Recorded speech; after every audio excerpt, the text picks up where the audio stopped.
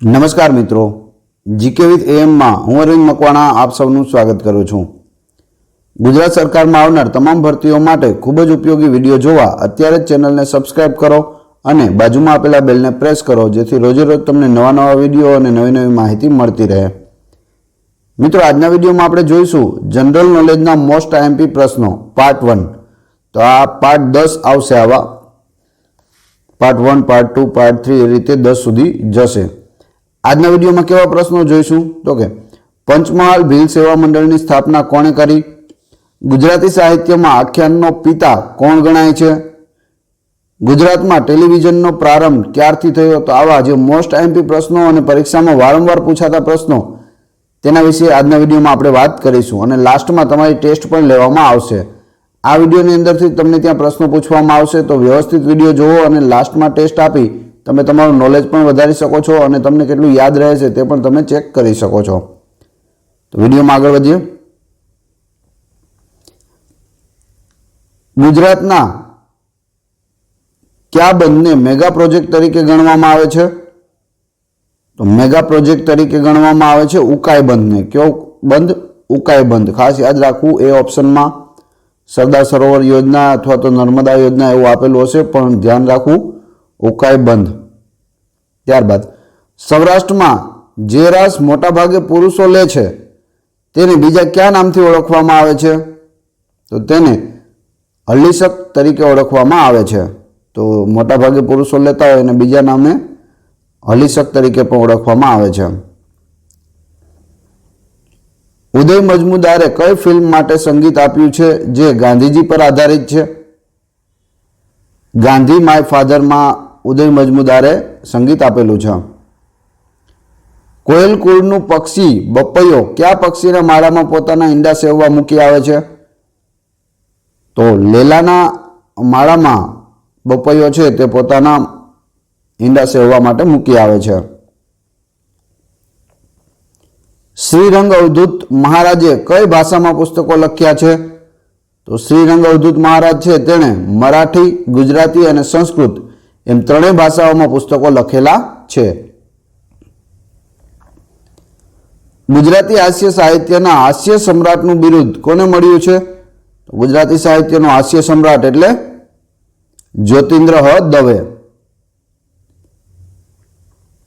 ગુજરાતના કયા મહાનુભાવ સૌ પ્રથમ વખત રાજ્યપાલ બન્યા હતા? કયા રાજ્યમાં? તો ચંદુલાલ ત્રિવેદી બન્યા હતા ઓરિસ્સા રાજ્યની અંદર, જે ગુજરાતના પ્રથમ વ્યક્તિ હતા જે રાજ્યપાલ બન્યા હોય, અને કયા રાજ્યમાં? ઓરિસ્સામાં। પ્રાચીન ગુજરાતની વિશ્વવિખ્યાત વિદ્યાપીઠનું નામ જણાવો। તો ગુજરાતમાં એક જ છે તે વિશ્વવિખ્યાત વિદ્યાપીઠ આવેલી છે પ્રાચીન ગુજરાતની, તો એ છે વલ્લભી વિદ્યાપીઠ। ક્યાં આવેલી છે? ભાવનગર જિલ્લામાં, ભાવનગરથી નજદીક હાલ એને કયા નામે ઓળખીએ છીએ? વલ્લભીપુર તરીકે આપણે ઓળખીએ છીએ। ત્યાં વલ્લભી વિદ્યાપીઠ આવેલી હતી। સિંહ અને ઘુડખર એશિયા ખંડમાં ફક્ત ક્યાં જોવા મળે છે? આખા એશિયા ખંડની અંદર સિંહ અને ઘુડખર છે તે ફક્ત ને ફક્ત ગુજરાતમાં જોવા મળે છે। સિંહ છે તે ગીરના જંગલમાં જોવા મળે છે અને ઘુડખર તે કચ્છના રણમાં જોવા મળે છે। તો આ બે વસ્તુ આખા એશિયામાં ગુજરાતની અંદર જોવા મળે છે, બીજે ક્યાંય નથી। શંકરાચાર્ય સ્થાપેલા 4 મઠો પૈકી એક ગુજરાતમાં છે તે ક્યાં આવેલો છે?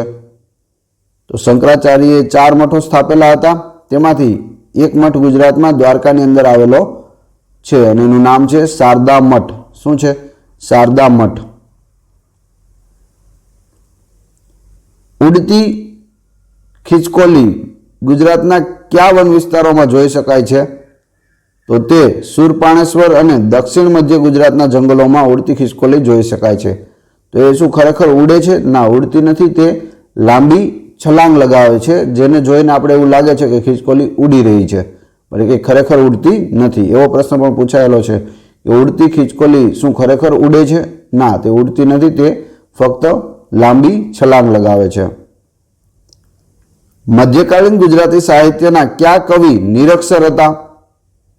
તો એ હતા કવિ ભોજા ભગત, એ નિરક્ષર હતા। ગુજરાતનો સૌ પ્રથમ મુસ્લિમ સૂબો કોણ હતો? તો સૌ પ્રથમ મુસ્લિમ સૂબો હતો તાતાર ખાન. કોણ હતો? તાતાર ખાન. શૈક્ષણિક અને સામાજિક પછાત વર્ગ માટે ગુજરાત સરકાર દ્વારા કઈ શાળાઓ ચલાવવામાં આવે છે?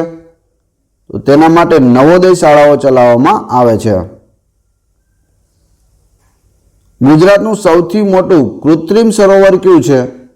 તો કૃત્રિમ સરોવર છે સરદાર સરોવર. ક્યાં આવેલું છે? નર્મદા ડેમ પર. કેવડિયા કોલોની, નર્મદા જિલ્લો. નર્મદા નદીનું પાણી અન્ય કઈ નદીને મળે છે? તો સાબરમતી અને સરસ્વતી નદીને મળે છે. ગુજરાતમાં વર્નાક્યુલર સોસાયટીની સ્થાપના કોણે કરી? એલેક્ઝાન્ડર કિનલોક ફાર્બસ એ કરેલી હતી વર્નાક્યુલર સોસાયટીની સ્થાપના, અને તેની સાથે દલપતરામ પણ જોડાયેલા હતા. કઈ સાલમાં ભયાનક પૂર આવવાને કારણે લોથલનો વિનાશ થયો હોવાનું મનાય છે? તો એ છે ઈસવીસન પૂર્વે 1900ની આસપાસ ભયાનક પૂર આવવાથી લોથલનો વિનાશ થયેલો જોવા મળે છે. અહમદ શાહે ગુજરાતની રાજધાની પાટણથી ક્યાં ખસેડવાનો નિર્ણય કર્યો હતો? આસાવલ, જે હાલનું અમદાવાદ છે, ત્યાં ખસેડવાનો નિર્ણય કોણે કર્યો હતો? અહમદ શાહે, અને ત્યાં અમદાવાદની સ્થાપના કરી હતી. જ્યુબિલી ઓફ ક્રિકેટ નામનું પુસ્તક કયા ક્રિકેટર પર લખાયું છે? તો એ છે જામ રણજીતસિંહ. એના નામ ઉપર જ્યુબિલી ઓફ ક્રિકેટ પુસ્તક લખાયેલું છે, અને હાલ જે રણજી ટ્રોફી રમવામાં આવે છે તે જામ રણજીતસિંહના નામ પરથી તેનું નામ રાખવામાં આવેલું છે. પ્રાચીન સમયમાં દંડકારણ્ય તરીકે ઓળખાતો પ્રદેશ અર્વાચીન ગુજરાતમાં કયા નામે ઓળખાય છે? તો ડાંગના નામે ઓળખાય છે. ડાંગ એટલે પ્રાચીન દંડકારણ્ય. સ્વરાજની લડત માટે રવિશંકર મહારાજે કયું પુસ્તક ઘરે ઘરે પહોંચતું કર્યું હતું? તો એ પુસ્તક હતું હિન્દ સ્વરાજ. કયું હતું? હિન્દ સ્વરાજ. કોણે ઘરે ઘરે પહોંચતું કર્યું? રવિશંકર મહારાજે. એક સમયે ગુજરાતનો ભાગ ગણાતા ભિન્નમાલમાં જન્મેલા બ્રહ્મગુપ્તે શેની શોધ કરી હતી? શૂન્યની શોધ કરી હતી. કોણે? બ્રહ્મગુપ્તે. ક્યાંના હતા? તો એક સમયે ગુજરાતનો ભાગ જે ગણાતો હતો ભિન્નમાલ, ગુજરાતની પ્રાચીન સૌથી જૂનામાં જૂની રાજધાની ભિન્નમાલ, ત્યાંનો હતો બ્રહ્મગુપ્ત, અને તેણે શૂન્યની શોધ કરી. ભિન્નમાલનો પ્રદેશ હાલ રાજસ્થાનમાં આવેલો છે, ગુજરાત બોર્ડરથી આગળ. કચ્છના રળિયામણા રણમાં કઈ પૂર્ણિમાની રાત્રે ઉત્સવ ઉજવવામાં આવે છે? શરદ પૂર્ણિમાની રાતે ઉત્સવ ઉજવવામાં આવે છે કચ્છના રળિયામણા રણમાં. ગુજરાતમાં જીરું અને વરિયાળીના વેપારના સૌથી મોટા કેન્દ્ર તરીકે કયું શહેર જાણીતું છે? ઊંઝા.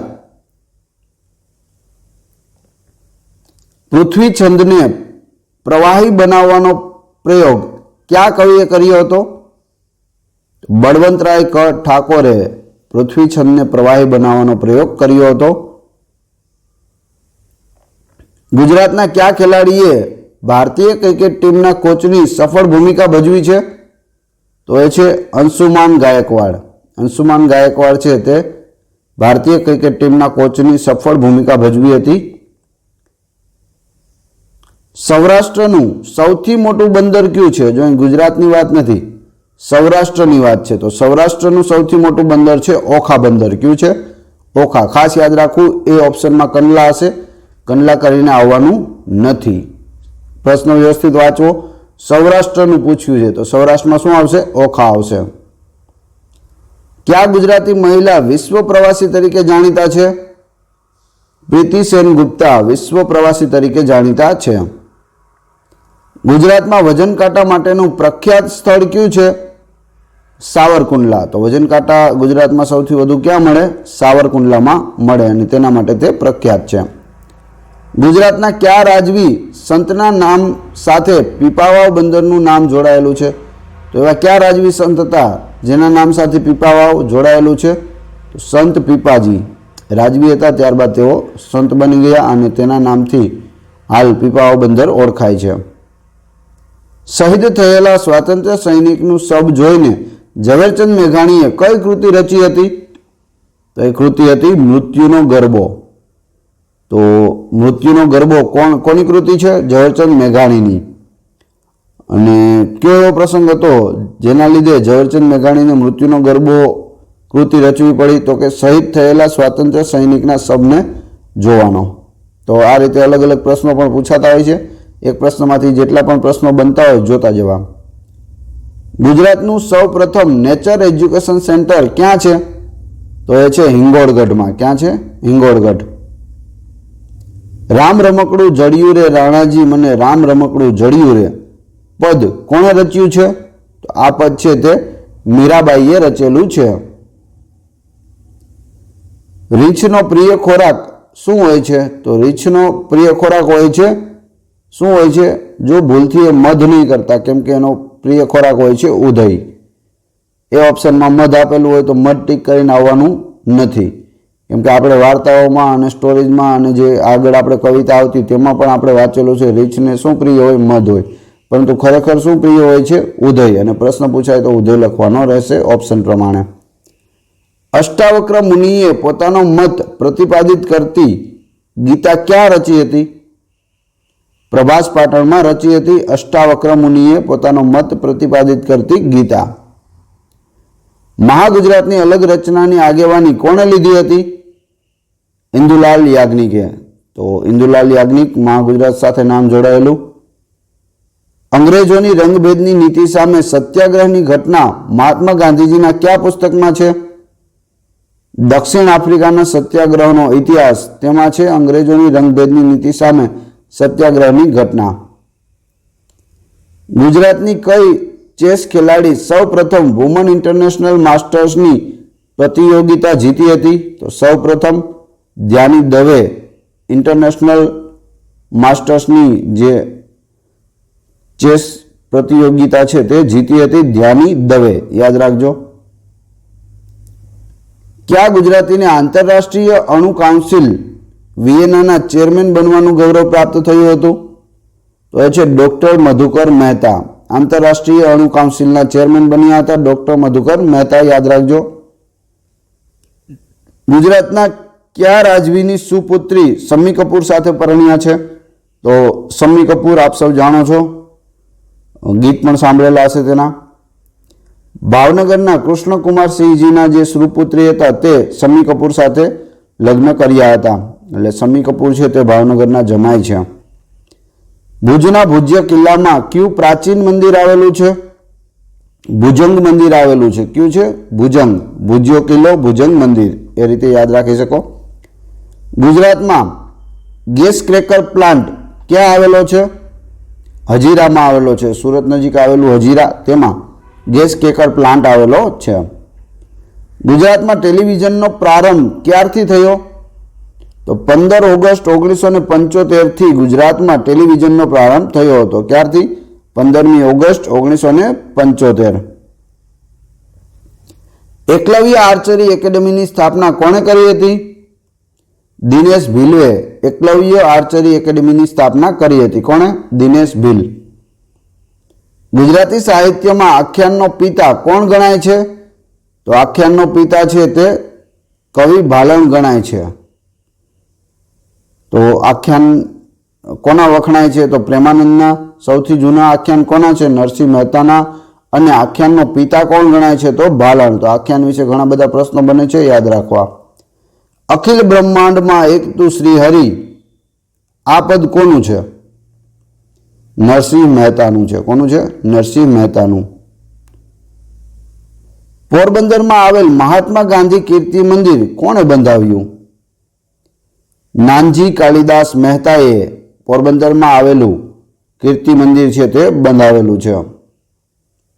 શિવરાત્રીનું પર્વ ગુજરાતના કયા પનોતા પુત્રના જીવનમાં આમૂલ પરિવર્તન આણનારું બની રહ્યું? તો એ છે સ્વામી દયાનંદ સરસ્વતી. પંચમહાલ ભીલ સેવા મંડળની સ્થાપના કોણે કરી? ઠક્કર બાપાએ. કોણે કરી હતી? ઠક્કર બાપાએ. હવે તમારી ટેસ્ટ, જે આપણે વિડીયો જોયો તેમાંથી તમને પ્રશ્નો પૂછવામાં આવે છે, જેનો જવાબ તમારે કોમેન્ટ બોક્સમાં આપવાનો છે. તે પહેલાં જો વિડીયો પસંદ આવ્યો હોય તો લાઇક કરો, કોમેન્ટ કરો. તમારા બધા મિત્રો કે જેઓ તૈયારી કરે છે તે બધા મિત્રોને વિડીયો શેર કરો. ચેનલ સબસ્ક્રાઇબ કરવાની બાકી હોય તો ચેનલને સબસ્ક્રાઇબ કરી લો અને બાજુમાં આપેલા બેલને પ્રેસ કરી દો, જેથી રોજે રોજ તમને નવા વિડીયો અને નવી માહિતી મળતી રહે. પ્લસ 450થી પણ વધુ વિડીયો આ ચેનલ ઉપર અવેલેબલ છે. ચેનલના નામ ઉપર ક્લિક કરી વિડીયોઝમાં જઈ અને બધા જ વિડીયો તમે જોઈ શકો છો. અથવા તમે વિષયવાર જોવા ઈચ્છતા હોય ઇતિહાસ, ભૂગોળ, બંધારણ, કાયદો, અલગ અલગ વિષય ઉપર, તો ચેનલના નામ ઉપર ક્લિક કરી પ્લેલિસ્ટમાં જઈ અને જે પણ વિષયના તમારે વિડીયો જોવા છે તે તમે જોઈ શકો છો. પ્લસ આ વિડીયોની PDF મેળવવા ઈચ્છતા હોય તો ડિસ્ક્રિપ્શનમાં મારી ટેલિગ્રામ ચેનલની લિંક આપેલી છે અને વોટ્સઅપ ગ્રુપની લિંક પણ આપેલી છે, તો તમે ત્યાં જોડાઈને ફ્રીમાં આની PDF મેળવી શકો છો.